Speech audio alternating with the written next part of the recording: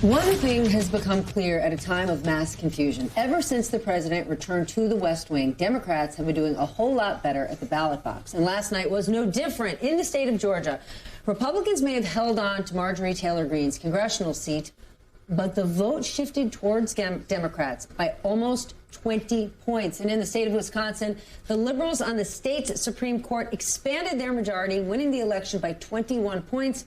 That happened in a battleground state that Trump carried less than 2 years ago. The nightcap is still here. Tim, Georgia Republicans are going to say, whatever, the Democrats still lost. But what do you make of this point swing? Well, it's a reminder of what happened in the gubernatorial races in Virginia and New Jersey.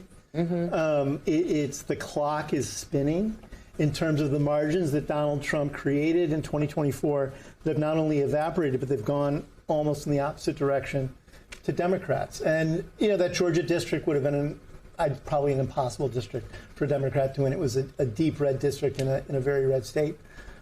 However, there are alarm bells going off in the Republican Party because securely red states on the Senate map are looking purple and possibly flippable. There's a lot of fear on the ground in Texas about what could happen there. I think I just called Georgia a red state, but it's probably purple. Arizona's purple. And it would appear that the Democrats will easily take back the House.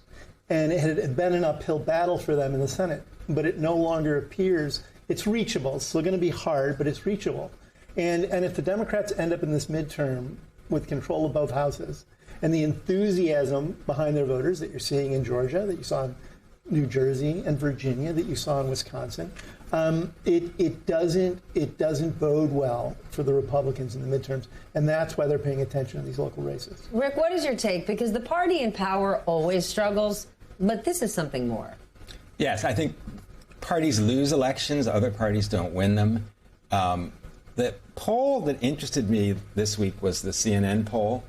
Never heard of it. So, yeah, I think it's a news organization. Yes. Is that a network? And so one of the things that they polled was so-called double haters. Double haters are a quarter of the electorate. People who hate both parties, don't identify with either party. I love a double hater. Trump won them by 70% in 2016. He won them by 70% in 2024. Democrats are winning 70% of them now. Wow. That's a huge change because they are the kind of bellwether voters. I guess we used to call them independents, but these are the people who decide elections. So that really, heartened me, including stuff that happened in Wisconsin.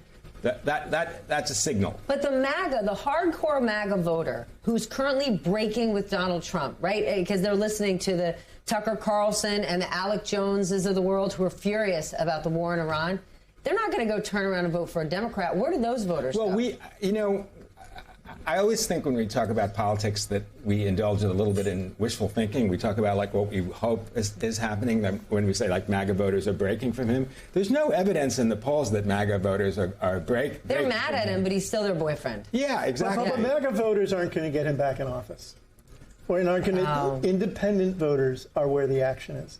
So it doesn't really matter ultimately. The hardcore Trump MAGA voters are always probably going to be hardcore Trump MAGA voters or a version of that.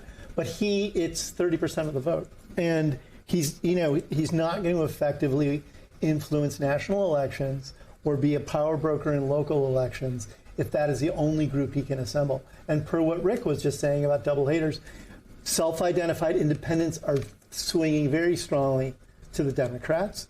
And even if the Republicans can't vote for a Democrat, they may stay home. And if they stay home, that's a problem. To me, the really interesting question, though, is not just the polls and what's happening there, which is really quite remarkable. Are we going to have free and fair elections come November? There is that question. That is an actual legitimate question right now. There's also a question even before that, which is that does the president react to these numbers, presuming someone's actually giving him the numbers, because that's always not clear whether he's getting the bad news or not. Is he going to react to these numbers by changing course or by doubling down and lashing out and doing even more dramatic things like potentially questioning the election? And we just don't know which way at the moment he's going to go, whether he's going to double down or change course.